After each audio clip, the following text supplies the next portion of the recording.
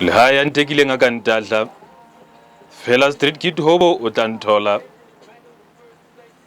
Pihi ya moratuwa wa rona ke ka maswabi le kutlwa le bohloko tshebeletso ya matanta e tsebisang ka lefu la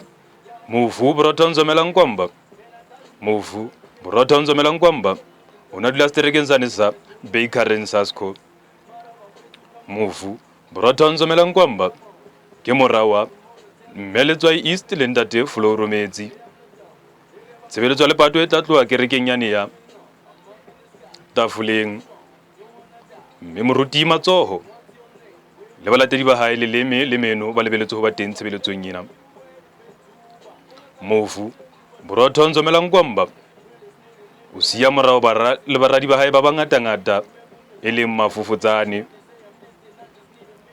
mofu borotho nzomelang kwamba o tla phomotswa borokong ba o qetela setshebeng sa bafu sa